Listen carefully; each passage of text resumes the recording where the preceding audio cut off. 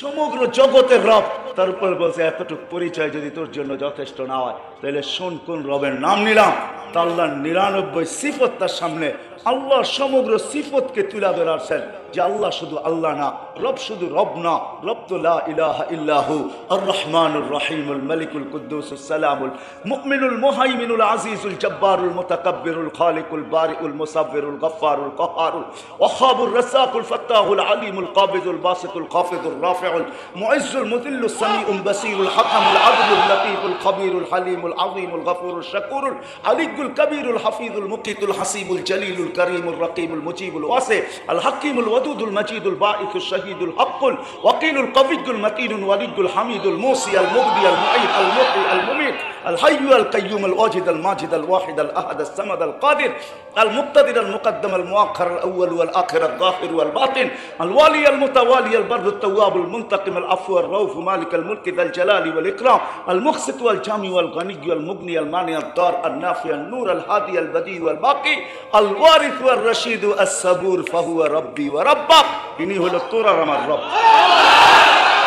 ফেরাউন বলছে আমাকে মানো না বলে প্রশ্নই ওঠে না, বলে আনো কড়াই ঢালো তেল চালো, আগুন টকবক করতেছিল, দুধের শিশু ছিল কোলে, মেয়ে শিশু ঢেলা দিছে তেলের ভিতরে, হাড্ডি আলাদা মাংস আলাদা, রূহ করে উঠতেছিল আর চিৎকার দিতেছিল উম্মি উম্মি লা তাখাফি, মা ভয় পায়। কোরআনের ওই আয়াতের আলোকে ওমা খালাকতুল জিন্না ওয়াল ইনসা ইল্লা লিয়াবুদুন। আল্লাহ মানুষকে বুঝাইতে চাইতেছে যে আমি তোমাকে বন্দেগীর জন্যই তৈরি করছি, কিন্তু আমি প্রশ্ন তুলে দিলাম যে 2 ঘন্টা তো বন্দেগী বুঝে আসে, আবাদত বুঝে আসে, 5 ওয়াক্ত পড়তে 2 ঘন্টা লাগে, 22 ঘন্টাও যদি আমি আবাদতে কাটাই তাহলে আমি বিবি বাল বাচ্চা দেখবো কখন, বিয়ে শাদী করব কখন, ঘর বাড়ি করবো কখন? যে প্রশ্নগুলো আমি তুললাম আপনাদের সামনে, এটা করব তো এটা করব কখন? এই জন্য আল্লাহ আমাদেরকে আদাবে জিন্দেগি দিছেন, আদাবে জিন্দেগি, জীবনের কিছু আদব দিছেন। এগুলাকে যদি পূর্ণ করা হয় তাহলে থাকবে অফিসে কিন্তু হবে বন্দেগি, থাকবে খেতে হবে কিন্তু বন্দেগি, থাকবে খামারে হবে কিন্তু বন্দেগি, থাকবে আদালতে হবে কিন্তু বন্দেগি, থাকবে হাট বাজারে হবে কিন্তু বন্দেগি, থাকবে ঘর বাড়িতে হবে কিন্তু বন্দেগি, এমনও কি থাকবে ঘুমাইয়া হবে বন্দেগি। চলেন একটা উদাহরণ দেখাই, চিরাচরিত শুনে আসতেছি, ফজরের নামাজ যে যা বাজমাত পড়লো আর এশার নামাজ যে বাজমাত পড়লো আর ফজরের নামাজ বাজমাত পড়লো, সারা দুনিয়া মনে হয় এই কথা বলতে বাধ্য যে সারা রাত্রই বন্দেগি। কি বুঝাইতে মনে হয় পারি নাই? সারা রাত্র কি ইবাদত করলো সে, ঠিক না? কিন্তু আসলে কি ইবাদত করলো? আসলে তো সে ঘুমাই ছিল, ঠিক না? আবার দেখা যাবে এমনও ঘুম, আমাদের ভিতরে এরকম লোকও থাকতে পারে যিনি ঘুমাইলে আর ঘরের কেউ ঘুমাইতে পারে না। মনে হয় বোঝেন নাই, নাকের ডাক এত উচ্চ যে বাস দরজা বন্ধ করে ঘুমাইতে হয়, নাহলে পাশের ঘরের সবকিছু সবাই ছুটা চলে আসে যে এরকম ডাক তো কিসের ডাক, ঠিক না? কিন্তু সে কিন্তু সারা রাত্র নাক ডেকে ঘুমাইছে, তার আওয়াজে সবাই অতিষ্ঠ ছিল, কিন্তু ঘুম যখন পুরা হয়েছে আজানের আওয়াজ তাকে উঠায় দিছে, কাপড় চোপড় নিয়ে মসজিদের দিকে ছুটছে, বাজামাত নামাজ পড়ছে, তো সারা দুনিয়ার ওলামা বলতে বাধ্য যে সারা রাত্র ছিল তো ছিল বন্দেগি, সারা রাত্র ছিল তো ছিল বন্দেগি। কেন? সে আদাবকে লক্ষ্য করছে, আদাবকে পূর্ণ করছে। আদাব এটাই ছিল, এসা পড়ো, ঘুমায়া যাও, ফজর বাজামাত পড়ো। আপনি বলবেন তাহাজ্জুদ তো পড়ে নাই, তাতে কি আসে যায়?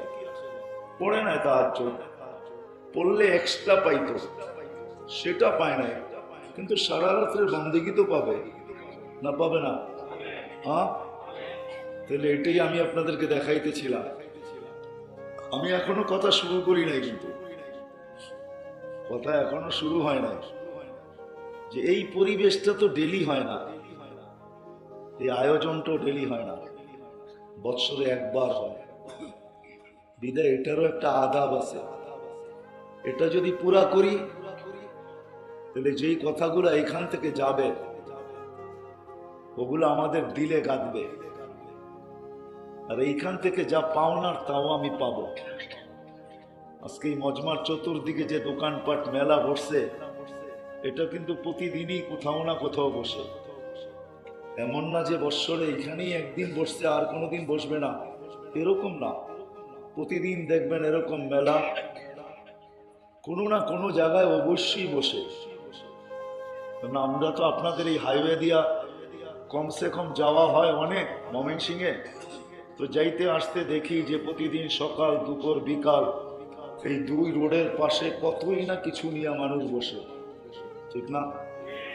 কিন্তু এই পরিবেশটা কিন্তু প্রতিদিন হবে না, বৎসরে একবারই।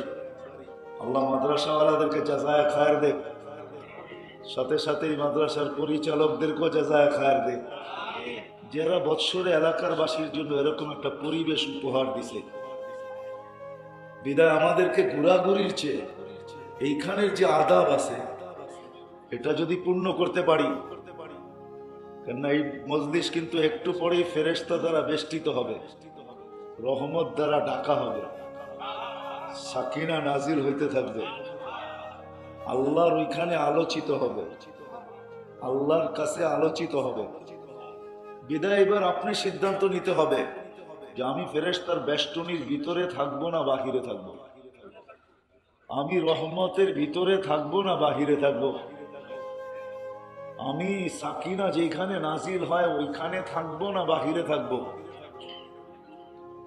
আমার আলোচনা আল্লাহর কাছে হোক ইয়া না হোক, কেন আল্লাহ এখানে স্বাধীনতা দিচ্ছেন, আর বেশি দেন নাই, মাত্র 5টা স্বাধীনতা দিচ্ছেন, আর কোনো স্বাধীনতা আল্লাহ আমাদেরকে দেন নাই।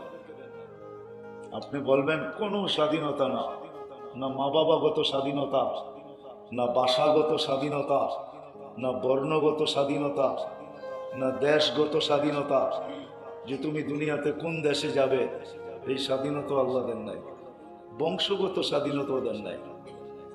যদি দিতেন তাহলে তো আমাদের অবস্থা অন্যরকমই হইতো।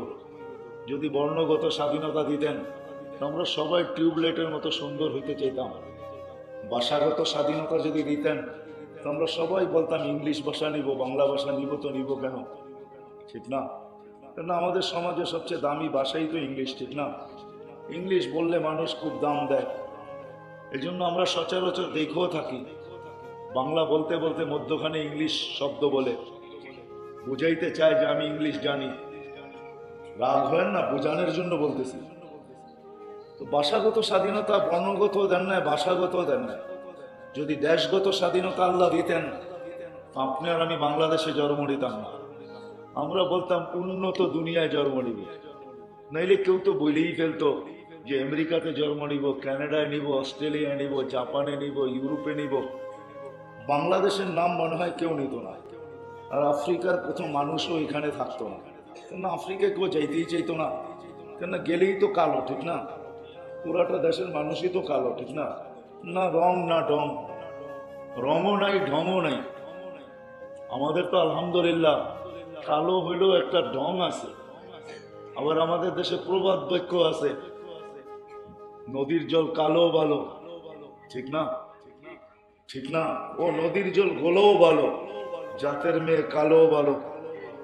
কিন্তু ওই দেশে তো এই প্রবাদ বাক্য নাই, কেননা রঙও নাই ঢংও নাই। তো আল্লাহ বর্ণগত স্বাধীনতা দেন নাই, দেশগত স্বাধীনতাও দেন নাই। মা বাবাগত স্বাধীনতা যদি আল্লাহ আমাদেরকে দিতেন তাহলে আমার বিশ্বাস আমরা আমাদের মা বাবার কোলে আসতাম না। আমরা তো সারা দুনিয়া টোকাইতে থাকতাম কোন মা বাবার কোলে আসতে দেরি, সোনার চামচ মুখে আসতে দেরি না। কি বলেন? সত্য তো? আপনারও কি আপনাদের মা বাবাকে নির্বাচন করতেন?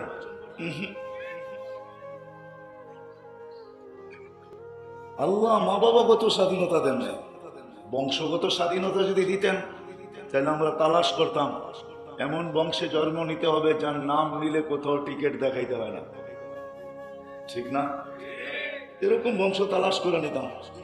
আল্লাহ কোনো স্বাধীনতা দেন না, শুধু 5টা দিয়েছেন। একটা হলো শিক্ষাগত স্বাধীনতা, দুনিয়া আসার পরে তুমি যেই কোনো শিক্ষায় শিক্ষিত হইতে পারো। আল্লাহ বাধা সৃষ্টি করবেন, অথচ ইচ্ছা করলে পারেন। ওইদিকে নিয়ে যাব একটু পরে। দ্বিতীয় স্বাধীনতা দিয়েছেন আল্লাহ পেশাগত, যে কোনো পেশায় পেশাজীবী হতে পারো, যার কারণে কেউ দুধ বেচেও মদ খায়, কেউ মদ বেচেও দুধ খায়। সম্ভব এই জন্য যে আল্লাহ পেশাগত স্বাধীনতা দিয়েছেন সবাইকে, আল্লাহ বাধ্য করেন না। তৃতীয় স্বাধীনতা দিয়েছেন আল্লাহ মত আদর্শগত, যে কোনো মত আদর্শে আদর্শবান হতে পারে। আল্লাহ আজকে কিচ্ছু বলবে না, কারণ আল্লাহ স্বাধীনতা দিয়েছেন। কতদিন এটাও বলে দিয়েছেন, ইদা আজালিম মুসাম্মা, একটা নির্দিষ্ট সময় পর্যন্ত, তারপরে না। এটাও বলে দিয়েছেন ওই নির্দিষ্ট সময় আসতে দেরি, তোমার উপরে থাবা আসতে দেরি হয়। যেদিন নির্দিষ্ট সময় তুমি পা দিয়া দিবে সীমা রেখায়, তোমার উপরে থাবা চলে আসবে। যদি আমি বলি যে আমি যদি লাইফ সাপোর্ট মেশিনের ভিতরে থাকি, তো আল্লাহ বলে ওইখান থেকে উঠে নিয়ে আসবো, ওটা শুধু সান্ত্বনার মেশিন বানায় দিব। যেমন লাইফ সাপোর্ট মেশিনে যে যায় সেও ভাবে হয়তো ফেরত আসবো না, যারা দেয় তারাও ভাবে মনে হয় আর আসবে না, ডাক্তারও ভাবে কতটুকু রাখতে পারবো জানি না। কেননা সীমারেখা যদি ওইটার ভিতরেও আসে, অথচ ওটার নাম লাইফ সাপোর্ট, লাইফকে সাপোর্ট দিবে, কিন্তু ওইখানেই মানুষ মারা যায় বেশি। শতকরা 2-10 জন ফিরে আসে, 90 জনই ওইখানে চলে যায়।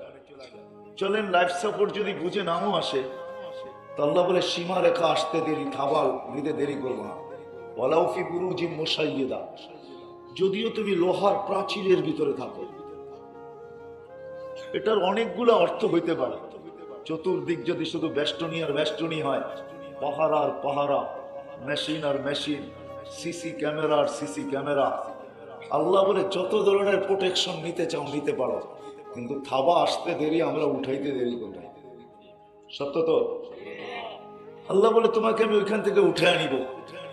তো আল্লাহ মত আদর্শগত স্বাধীনতা দিয়েছেন, আজকে কিচ্ছু বলেন না। যদি বলতেন, ওইদিকে আমি চাইতে চাই না। চতুর্থ স্বাধীনতা দিয়েছেন আল্লাহ সোসাইটিগত, সমর্থ থাকলে দুনিয়ার যেই কোথাও বাস করতে পারো, কিন্তু আপনার কাছে সমর্থ থাকতে হবে। বোঝেন তো? কি বোঝেন? টাকা থাকতে হবে। টাকা যদি থাকে দুনিয়ার যে কোনো সোসাইটিতে আপনি বাস করতে পারেন। আপনাকে টাকা থাকতে হবে, উন্নত থেকে উন্নত সোসাইটিতে আপনি বাস করতে পারেন, কোনো বাধা নেই। পঞ্চম স্বাধীনতা দিয়েছেন আল্লাহ, এই ছোট্ট জীবনটা যতদিন, মালাকুল মউত যতক্ষণ পর্যন্ত বুকে হাত না রাখবে, যতক্ষণ পর্যন্ত আমি মৃত্যুর কোলে ঢেলা না পড়ব, ততক্ষণ পর্যন্ত আমি, যদি একটা উদাহরণ দিই হয়তো ভালো বুঝে আসবে। আমাদের স্কুলগুলো তো বৎসরে একটা খেলার পর্ব হয়, হাই স্কুলও হয়, প্রাইমারিতেও হয়। ওই খেলার পর্বগুলোর ভিতরে একটা পর্ব থাকে, যেমন খুশি তেমন সাজো। জানি না আপনাদের ছিল কিনা, কিন্তু আমরা যখন পড়তাম তখন ছিল যে যেমন খুশি তেমন সাজো। আল্লাহ বলে এই ছোট্ট জীবনটায় তুমি যেমন খুশি তেমন সাজতে পারো, তোমাকে আমি কিচ্ছু বলবো না। কিন্তু আল্লাহ আমাদেরকে বাধ্য করতে পারেন কি পারেন না, এটার জন্য আল্লাহ আমাদের চতুর্দিকে নিদর্শন রেখা দিয়েছেন আর আমাদের দৃষ্টিকে আকর্ষণ করছেন। তো আল্লাহ বলতেছে উনদুর ইলাস সামাই ওয়া ইরতিফাইহা, আকাশ দেখ আর উচ্চতা দেখ। ওয়া ইলাশ শামসি ওয়া শুআইহা, সূর্য দেখো আর কিরণ দেখো। ওয়া ইলাল বিহারি ওয়া আমওয়াজিহা, সমুদ্র দেখো আর তরঙ্গমালা দেখো। ওয়া ইলাল জিবালি ওয়া ইস্তিকরারিহা, পাহাড় দেখো আর দৃঢ়তা দেখো। ওয়া ইলাল আরদি ওয়া ইত্তিসাইহা, জমিন দেখো আর প্রশস্ততা দেখো। কুল্লু যালিকা ইউকাররিরু জালালি ওয়া জামালি, প্রত্যেকটাই কিন্তু আমি যে বাধ্য করছি এই কথার নিদর্শনকে বহন করে। আকাশ এইভাবে নিদর্শন বহন করে, আল্লাহ নিজেই বলছে তারাউনাহু বিগাইরি আমাদ, কোথাও তুমি খুঁটি খুঁজে পাবে না। আবার একটাও না, সাবা সামাওয়াতিন তিবাকা, একের পর এক সাতটা। আমি এটাকে বাধ্য করছি কিসের মাধ্যমে, এটাও আল্লাহ নিজে বলছেন ওয়াযাতু আমরি আলাল সামাওয়াতি ফাস্তাকাররাত, আমি আকাশের উপরে হুকুম রাখতে দেরি, এটা স্থির হইতে দেরি হয় না। শুধু এতটুকু না যে আমাদের গ্রামের পরেই আকাশ শেষ হয়ে গেছে, এতটুকু না যে আমাদের দেশের পরেই আকাশ শেষ হয়ে গেছে, এতটুকু না যে আমাদের দুনিয়ার বাহিরে গেলেই আকাশ শেষ হয়ে গেছে। না না না, আপনাদের বিজ্ঞান এটা বলে না, কোরআনও এটা বলে না। এটার বিশালত্ব এতটুকু, লা ইয়ালামু তাওলুহা আরদুহা ইল্লা হু, আল্লাহ ছাড়া লম্বা পাশ কেউ জানে না। ওয়ালা নাবিয়্যুম মুকাররাব, নাবিয়্যুম মুরসাল, কোন নবীও জানেন না। ওয়ালা মালাকুন মুকাররাব, কোন নিকটতম ফেরেশতাও জানেন না। শুধু একমাত্র আল্লাহ জানেন লম্বা কতটুকু, পাশ কতটুকু। হ্যাঁ, কিছু তথ্য আমাদের কাছে আছে। আমাদের জমিন থেকে আকাশ 500 বৎসর দূরত্বে, এক একটা আকাশ মোটা হলো 500 বৎসর রাস্তা, এতটুকু মোটা। এতটুকু তথ্য আছে, প্রত্যেকটা একরকম বড় না। আল উলা আমামা সানি কাহালকাতিন ফিল ফালা, প্রথমটা দ্বিতীয়টার সামনে একটা ফুটবলের মতো ছোট। বিশাল গ্রাউন্ডের ভিতরে ফুটবলটা গ্রাউন্ডের সামনে যতটুকু ছোট, অতটুকু প্রথম আকাশটা দ্বিতীয়টার সামনে এরকম ছোট। দ্বিতীয়টা তৃতীয়, তৃতীয়টা চতুর্থ, চতুর্থটা পঞ্চম, পঞ্চমটা ষষ্ঠ, ষষ্ঠটা সপ্তম, প্রত্যেকটা দ্বিতীয়টার সামনে এরকম ফুটবলের মতো ছোট। গ্রাউন্ডের তুলনায় আল্লাহ বলে বাধ্য করছি। ইচ্ছা করলে আমাদেরকেও বাধ্য করতে পারতেন না, পারতেন না? হ্যাঁ, বাধ্য করতে পারতেন না, পারতেন না? না পারেন না? হ্যাঁ, অথচ আল্লাহ আমাদেরকে এক ফোঁটা পানির থেকে তো আল্লাহই তৈরি করছেন, ঠিক না? যদি আমি ভাবি, আজকে হয়তো আমি আমার পজিশন নিয়ে ভাবতেছি, আমরা সবাই কিন্তু নিজের পজিশন নিয়ে ভাবি, বর্তমান পজিশন নিয়ে ভাবি। রাগ হয় না, আমি বুঝানোর জন্য বলতেছি। আমরা যে যতটুকু পজিশন রাখি, বর্তমান পজিশন নিয়ে ভাবি আমি। চলেন এটা বুঝানোর একটা কাহিনী শোনাই কিতাব থেকে। ইসলাম জগতে বিরাট বড় এক বাদশাহ ছিলেন, ইয়াজিদ বিন মুহাল্লাব। মালিক ইবনে দিনার রহমতুল্লাহ আলাইহির জামানায় ছিলেন, বড় প্রতাপশালী বাদশাহ ছিলেন। উনি একদিন বাহির হইতেছিলেন বাড়ির থেকে, আর বাদশারা যেইভাবে বাহির হয় ওইভাবেই বাহির হইতেছিলেন। আমাদের প্রধানমন্ত্রী তো স্বাভাবিক মানুষের মতো বাহির হয় না, যেরকম দুনিয়ার সিস্টেম ওই সিস্টেমই ওনাকে চলতে হয়। উনি ওই সিস্টেমই বাহির হইতেছিলেন। তো দূর থেকে এক উঁচু জায়গার থেকে মালিক ইবনে দিনার রহমতুল্লাহ আলাইহি দেখতেছিলেন। তো চোখে চোখ যখন পড়ছে, তো মালিক ইবনে দিনার রহমতুল্লাহ আলাইহি একটু বেঁকা চোখে দেখছেন। তো বাদশার এই দেখা ভালো লাগে না, উনি ডাইকা পাঠাইছেন, এদিকে আসো। তো যখন আসছেন, তো ইয়াজিদ বিন মুহাল্লাব বলতেছিল, তুমি আমার রাজত্বে থাকো, তুমি আমাকে চিনো না? তো আল্লাহ ওয়ালারা তো আল্লাহ ওয়ালাই হয়, ঠিক না? হ্যাঁ, আর মালিক ইবনে দিনারের জীবনী যে জানে সে না চিনে মালিক ইবনে দিনারকে, ঠিক না? আমরা তো চিনিও না, কেন আল্লাহ ওয়ালারা আল্লাহ ওয়ালাই হয়।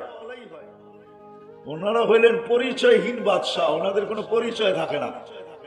অথবা আপনি বলতে পারেন ইউনিফর্মহীন বাদশাহ, কোনো ইউনিফর্ম নেই, অথবা আইডি কার্ড নাই। আছে না, কখনো ছদ্মবেশেও লোক থাকে, প্রশাসনিক লোক থাকে, সময় মতো আইডিটা বাহির করে দেখা যায়, ঠিক না? চিনেন? কিন্তু আল্লাহওয়ালারা এই ধরনের হয় না, না ওনাদের কাছে কোনো আইডি থাকে, না ওনাদের কাছে কোনো ইউনিফর্ম থাকে। চলেন এইটা বুঝানোর আগে আরেকটা বুঝাই, দেখি কথা বুঝে আসে কিনা। আমি যেখানে নিয়ে যাইতে চাইতেছি, ভিক্ষুক রাস্তা দিয়ে যাইতেছিল। জমিদারি প্রথা আমাদের দেশেও ছিল, এখনো আপনাদের বাওয়ালের জমিদারি নিয়ে কেস এখনো বাংলাদেশের হাইকোর্ট সুপ্রিম কোর্টে আছে না? নাই, বাওয়াল তো বেশি দূরে না, আপনাদের শ্রীপুরের কাছাকাছি তো, ঠিক না? গাজীপুরের অন্তর্ভুক্তই তো, মানে মনে হয় চিনেনই না আপনারা, বুঝি চিনেন? বাংলাদেশের জমিদারি প্রথা ছিল। তো জমিদারের পুত্রবধূ আসতেছে আর ভিক্ষুক যাইতেছে। তো যখন ক্রসিং হইতেছিল দুইজনের, বর্ষাকাল ছিল। আমাদের বর্তমান প্রজন্ম যারা আমরা আছি, আমরা ওই খরম দেখি নাই। এখন না একশে এক জুতা, জুতার দামও বলে 10 লাখ টাকা। এখন মাথায় দেয় না পায়ে দেয় এটা তো আমি জানি না, কিন্তু জুতার কথা শুনে মনে হয় এটা পায়েই দেয়, কারণ এটা তো আর মাথায় দেওয়া যায় না। কিন্তু আগে যারা বুড়া আছে এরা বলতে পারবে খরম ছিল, ঠিক না? যখন রাস্তা দিয়া চলতো বর্ষাকালে, তো পিছন দিয়া প্রিন্ট হইতে থাকতো, প্রিন্ট। তো ভিক্ষুক যাইতেছিল, জমিদারের পুত্রবধূ আসতেছিল, ক্রসিং এর সময় বর্ষার কাদার কারণে ভিক্ষুকের কাদা জমিদারের পুত্রবধূর গায়ে লেগে গেছে। এখন এটা সয় তো সয় কি করে? এক তো ভিক্ষুকের কাদা, আবার জমিদারের পুত্রবধূর গায়ে, এটা তো সহনীয় ব্যাপার না, ঠিক না? সে চিল্লায় স্বামীকে ডেকে নিয়ে আসছে।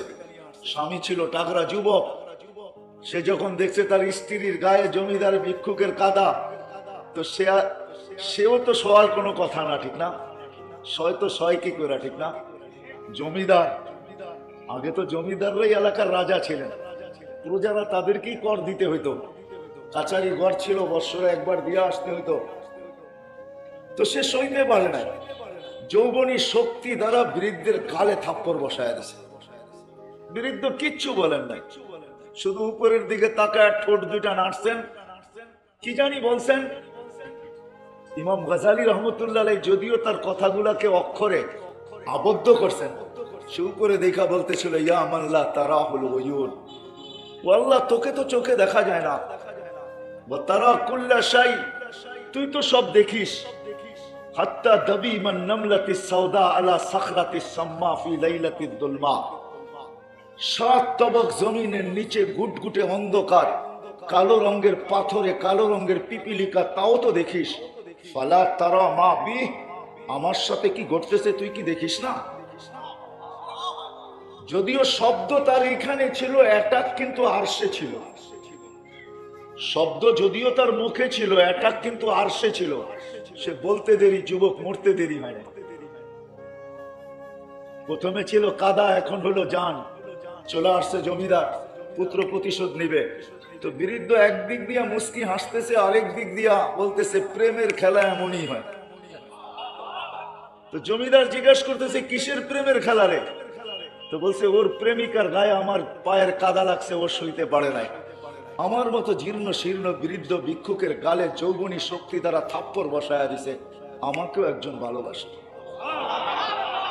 আমাকে যে ভালোবাসে সেও সইতে পারে নাই, ও তো থাপ্পড় বসায়া দিছে, উনি তো জানেই নিয়ে নিছেন। এই জন্য আল্লাহ ওয়ালাদের না আইডি থাকে না ইউনিফর্ম থাকে। আল্লাহ ওয়ালা তো আল্লাহ ওয়ালাই হয়। তো মালিক ইবনে দিনার যখন দেখছে, তো বাদশাহ ডাকছে, এদিকে চিনিস না আমাকে? তো জবাব দিতেছে, তোমার চেয়ে আমি তোমাকে ভালো চিনি। তো বাদশাহ বলে, এটা কি করে হয়? আমি তুমি তুমি, আমার চেয়ে তুমি তোমাকে ভালো চিনো মানি?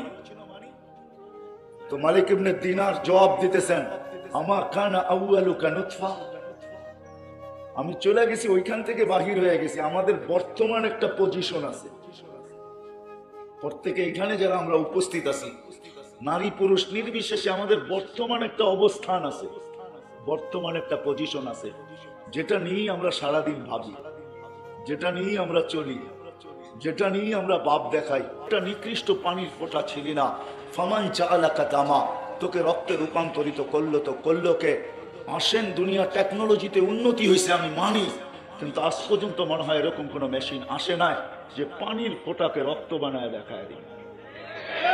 আপনি ভাববেন, বলবেন, দুনিয়া আবিষ্কার করছে বটে, মিনারেল পানি আসে, কিন্তু এটা পানির থেকেই মিনারেল হয়। আপনি বলবেন হাইড্রোজেন আর অক্সিজেন বানাইলে পানি হয়, আপনার বিদ্যা আমি মেনে নিব, কিন্তু হাইড্রোজেন আর অক্সিজেন মিলানো পানি আপনি খায়া দেখেন, 1 মাস পরে কোনো হাসপাতাল আপনাকে আর গ্রহণ করবে না, বলবে তোমাকে আর টিকার কোনো অধিকার নাই, তুমি আর টিকবে না। যদিও বিজ্ঞান বলে হাইড্রোজেন আর অক্সিজেন মিলাইলে পানি হয়, ওই পানি ভিন্ন পানি। ومن السماء ماء أنزلنا وأنزلنا من السماء ماء طهورا لنحيي به بلدة ميتا। পানি জমিনের নিচের থেকে আর আকাশের উপর থেকে যে পানি আল্লাহ বর্ষণ করেন, ওটা ভিন্ন পানি। হাইড্রোজেন আর অক্সিজেনের পানি ভিন্ন পানি। কি বলেন আপনাদের শিক্ষা কি বলে? হাইড্রোজেন অক্সিজেন মিলায় খাইলে হবে না, বাঁচবে না কেন? আপনাদের বিজ্ঞান তো বলে দুটা মিলাইলে পানি হয়ে যাবে, তরল হবে, পানির মতো হবে, কিন্তু ওই পানি হবে না যে আল্লাহ পাক। এই জন্য কোনো মেশিন আবিষ্কার হয় না।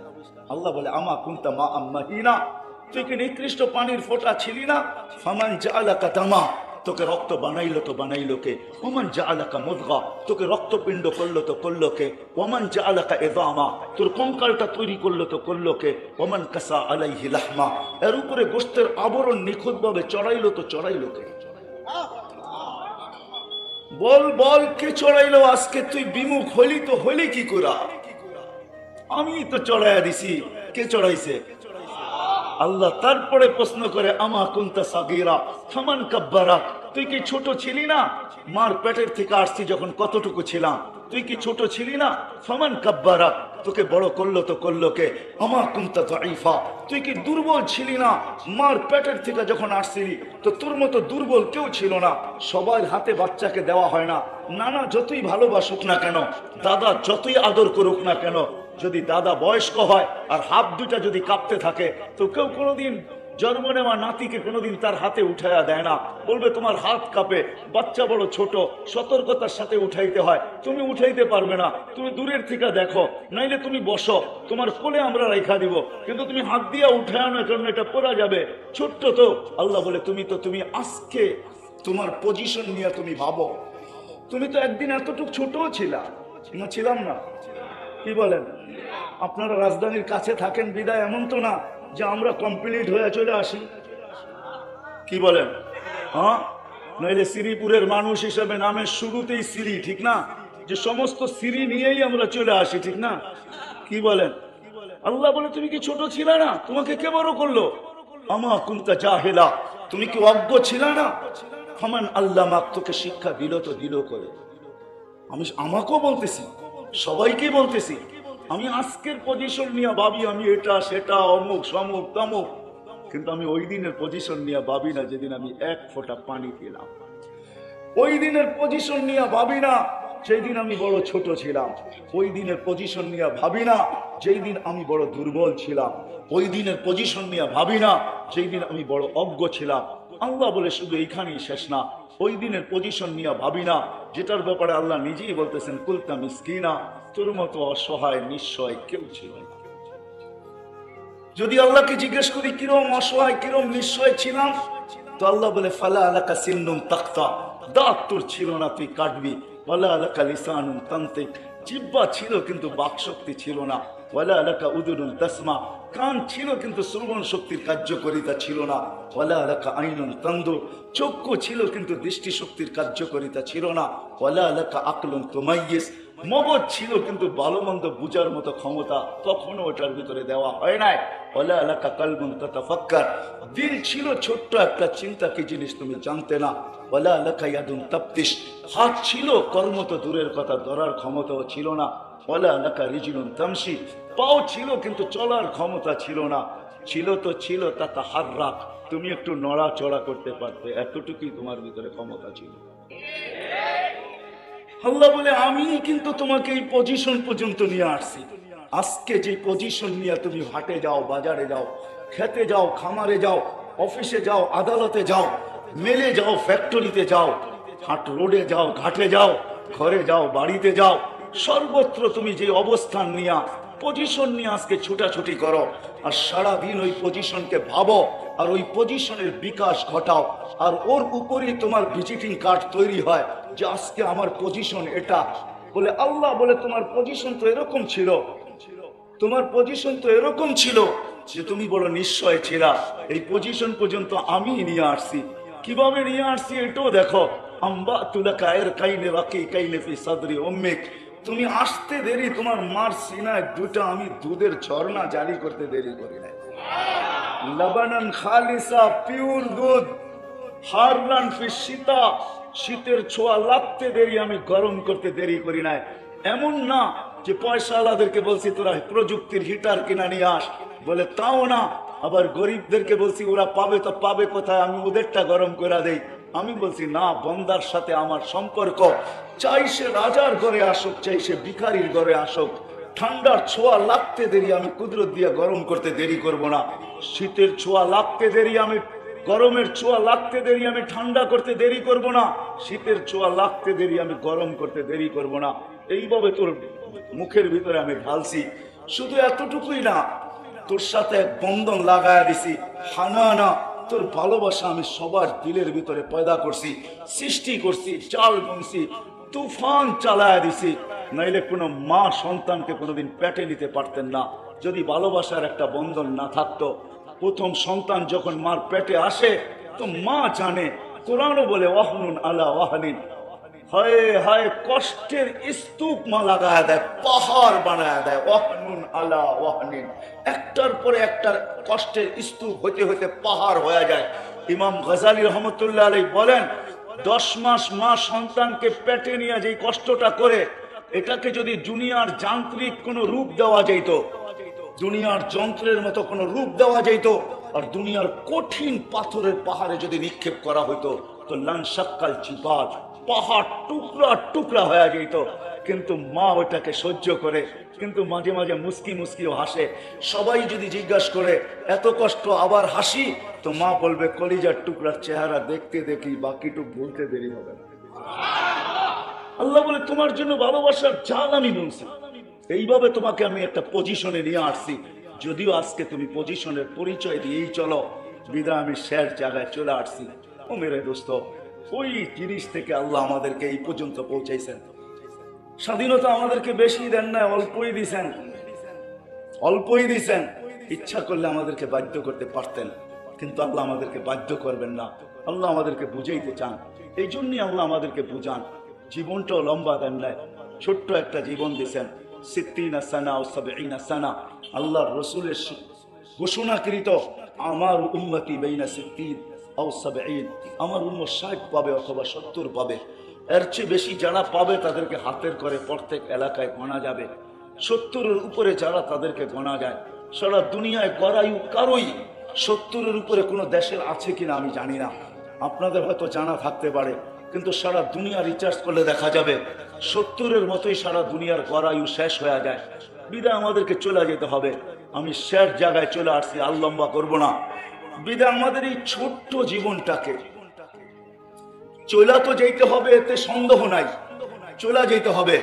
আর এটা শুধু উক্তি আর যুক্তি না, এটা আমরা অভ্যস্ত, এটা আমরা চোখে দেখি, এটা আমরা শুধু থিওরিক্যাল না, এটা প্র্যাকটিক্যাল আমাদের জানা আছে যে আমাদের চলে যেতে হবে।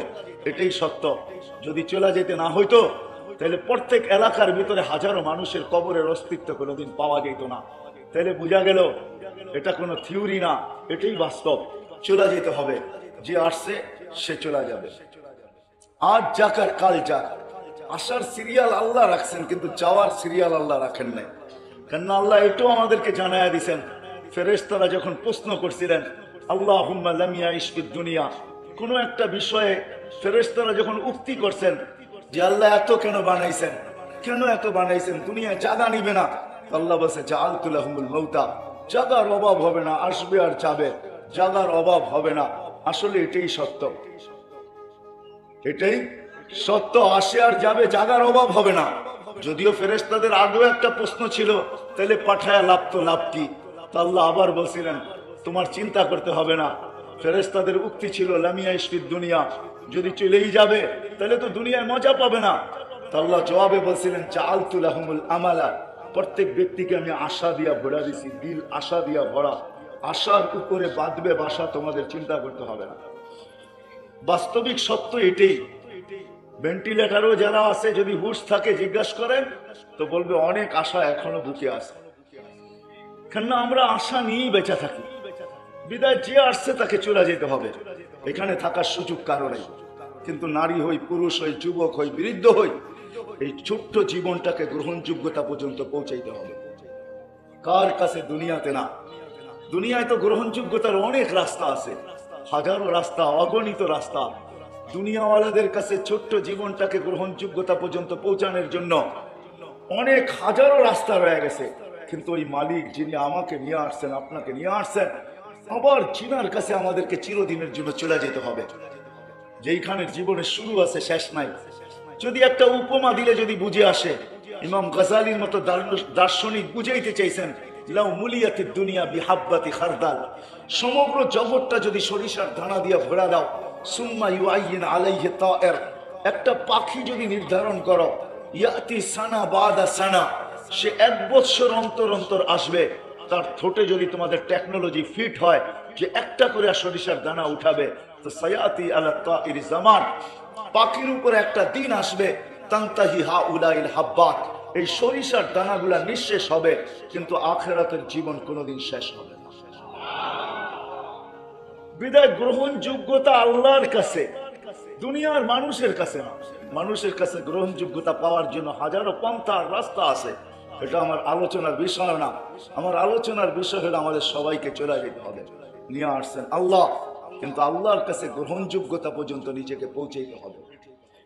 অথবা অন্য শব্দে বলতে পারেন, আল্লাহর কাছে পরিচিত হইতে হবে, আল্লাহর কাছে পরিচিতিওয়ালা হইতে হবে, আল্লাহর রসুলের কাছে পরিচিতওয়ালা হইতে হবে। আমি প্রথমে আল্লাহর কাছেই বলি, আল্লাহর কাছে পরিচিতওয়ালা হইতে হবে, আল্লাহর কাছে পরিচয়ওয়ালা হইতে হবে, পরিচিতিওয়ালা হইতে হবে, ইজ্জতওয়ালা হইতে হবে, সম্মানওয়ালা হইতে হবে। মেরে আজিজো, দুনিয়ার মানুষ হাজারো জিনিস দেখে, দেখতে দিন যাইতেছে, দেখার মাত্রাও বাড়তেছে। আগে মানুষ একটা জিনিসই দেখতো, আর ওই প্রবাদ বাক্যের উপরেই চলতো। মানুষ আগে বংশ দেখতো বিয়ে শাদিতে, এখন আদৌ বংশ মানুষ দেখে না। এখনো একটা জিনিসই মানুষ দেখে, সেটা ওইখানে ছিল বংশ দেখতো। আর এখন মানুষ শুধু টাকা দেখে, কার কাছে টাকা আছে, ঠিক না? চেঞ্জ হয়ে গেছে। মানুষ হাজারো জিনিস দেখে, ওগুলো আমি গণাইতে চাই না যে মানুষ দুনিয়ায় কত জিনিস দেখে। মানুষ দুনিয়া হাজারো জিনিস দেখে। আল্লাহ পরিচয় পরিচিতির জন্য কিচ্ছু দেখেন না, একটা জিনিসই দেখেন।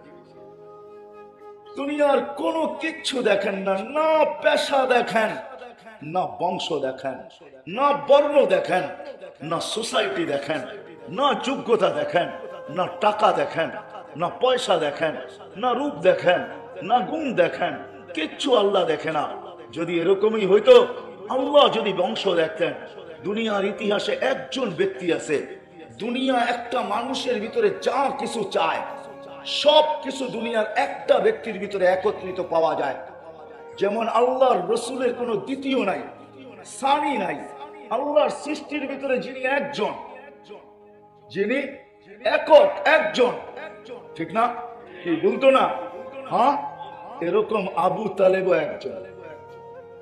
ওনার জীবনী আপনাকে পড়তে হবে, তাহলে আপনি বুঝবেন আবু তালেবকে। চলেন এগুলা সবই বাদ দেন। যেই নবীর ইশারা পাইলে ভাগ্য খোলে, ইশারা পাইলে, ইশারা কি ইশারা বোঝেন? এরকম ইশারা করছেন। বলে আমাদেরকে জিজ্ঞাসা করেন হাদিসে দাব, আল্লাহর রসুল গুইসাবের দিকে ইশারা করছেন, আইয়ুহাদ দাব। বলতে দেরি, সে জীবিত হইয়া মাথা উঁচা করে আরবি ভাষায় চিৎকার দিতে দেরি করে নাই। তার চিৎকারটা কি ছিল? লাব্বাইক ওয়া সাদাইক ইয়া যাইনা ওয়াফা ইয়াউমিল কিয়ামা। ও দুজাহানের বাদশা, আপনার ইশারা হইতে দেরি, আমার ভাগ্য খুলতে দেরি হয় নাই। আমার ভাগ্য খুলে গেছে, যার ইশারা পাইলে ভাগ্য খোলে। আর যার রক্ত আবু তালেবের ভিতরে আছে, একই ব্লাড কানেকশন, একই রক্তের, দুইজনের রক্তের বন্ধনে আবদ্ধ, চাচা, আপন চাচা, রক্তের সম্পর্ক। যদি ইশারায় ভাগ্য খোলে তো আবু তালেবের খুললো না, তো খুললো না কেন? বুঝান আমাকে। আল্লাহ বংশ লেখেন না। আবু তালেব হাশিমি, আবু তালেব কুরাইশি। হায় হায়, কেমনে আপনাদেরকে আমি বুঝাবো?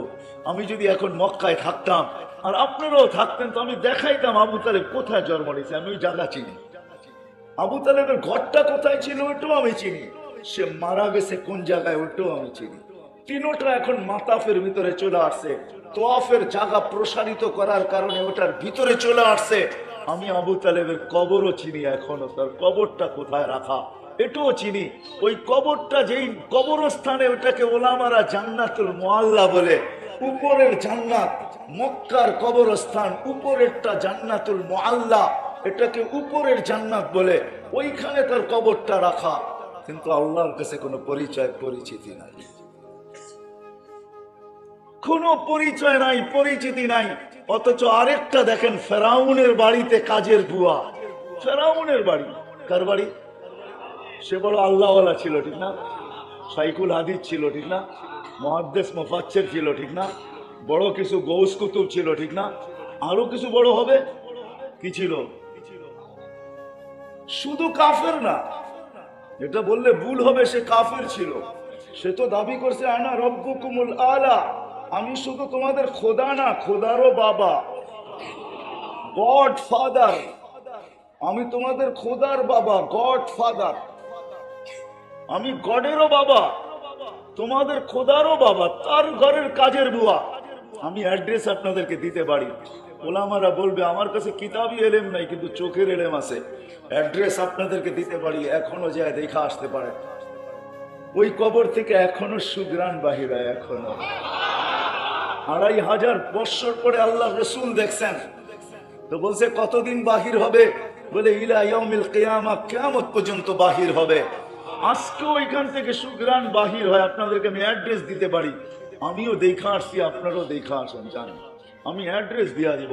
দুনিয়ার সবচেয়ে যত দামি পারফিউম নিয়ে যান আপনি ওইখানে, আর ছড়ান। সমস্ত পারফিউম এক নিমিষে হাওয়া হয়ে যাবে ওই সুগ্রাণের কাছে। ওইটা যেদিন আপনার নাকে লাগবে, তারপরের থেকে দুনিয়ার কোনো পারফিউম আপনার নাক কোনোদিন আর গ্রহণ করবে না। সব পারফিউমকে একদিকে রাখবে, লাগাইতে গেলেই ওই পারফিউমের গ্রান আপনার নাকে বাড়ি খাইতে থাকবে। আপনি বলবেন দুনিয়ার কোনো পারফিউমই না, দুনিয়ার কোনো গ্রানই না। অথচ ফেরাউনের বাড়ির কাজের মহিলা, কেননা তার আল্লাহর কাছে পরিচিতি ছিল। যদিও তাকে বড় কোরবানি দিতে হয়েছে, ওইদিকে আমি যাইতে চাই না, সময়ও আমার হাতে নাই। সে বড় কোরবানি দিতে হয়েছে, কিন্তু আমাদেরকে ওই কোরবানি আল্লাহ নিবে বলে আমি আশা করি না। কেননা উম্মতে মুহাম্মদীর থেকে আল্লাহ ওই কোরবানিকে নিবেন না। তাকে যে কোরবানি দিতে হয়েছিল, হাতের থেকে চিরুনি পড়া গেছে, তো উঠাইতেছিল ইসমি রব্বিল আলামিন, সমগ্র জগতের রবের নামে উঠাইতেছি। ফেরাউনের মেয়ে যে পিছিয়ে দাঁড়ানো ছিল তার জানা ছিল না, তাও পালক মেয়ে, আপন মেয়ে না। সে দৌড়াই আয়সা বলছে আইয়ু রব্বিল সাম্মাইতি, কোন রবের নাম নিলি? আলাইসা আবুনা রব্বুনাল আলা, আমার বাপ কি বড় খোদা না? হায় হায় হায়, মেজের কাঠিতে যেরকম খোঁচা লাগলে আগুন ধরে, ইমানেও টোকা লাগলে এরকম দগদগ করতে থাকে, জ্বলতে থাকে। তো সে বলছে না না না, তোর আব্বা বড় খোদা না, তোর আব্বা তো 2 নম্বর। বলে তাইলে কোন খোদা, কোন রবের নাম নিলি? বলে আল্লাযী রব্বি রব্বাকি রব্বা আবাকি ওয়া রব্বাল আলামিন, আমার রব তোর রব, তোর বাপের রব, সমগ্র জগতের রব। শুনতে দেরি, মেয়ে ছুটা যেতে দেরি করে নাই। ফেরাউন বড় মজলিসের ভিতরে ছিল, মেয়ে চিৎকার দিয়ে জিজ্ঞাসা করছে আবি আলাস্তা রব্বুনাল আলা, তুই কি আমাদের বড় খোদা না? তো ফেরাউনও চিৎকার দিয়া বলছে বালা, আমি বড় খোদা। তো মেয়ে জবাবে বলছে না না আব্বা, তুই নাকি বড় খোদা না। আকবরাতনি মাস্তা, আমার কাজের মহিলা আমাকে খবর দিছে আন্না লানা রব্বা, আমাদের নাকি একজন রব আছে।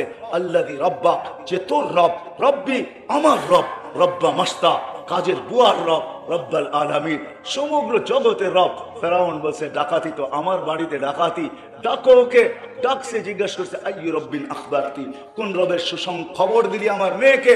তো বলছে আল্লাযী রব্বা, যে তোর রব, রব্বি আমার রব, রব্বা বিনতাক তোর মেয়ের রব, রব্বাল আলামিন সমগ্র জগতের রব। তারপর বলছে এতটুকু পরিচয় যদি তোর জন্য যথেষ্ট না হয়, তাহলে শোন কোন রবের নাম নিলাম। আল্লাহ 99 সিফত তার সামনে, আল্লাহ সমগ্র সিফতকে তুলে ধরাছেন যে আল্লাহ শুধু আল্লাহ না, রব শুধু রব না, রব তো লা ইলাহা ইল্লাহু আর রহমানুর রহিমুল মালিকুল কুদ্দুসুস সালামুল মুমিনুল মুহাইমিনুল আজিজুল জব্বারুল মুতাকাব্বিরুল খালিক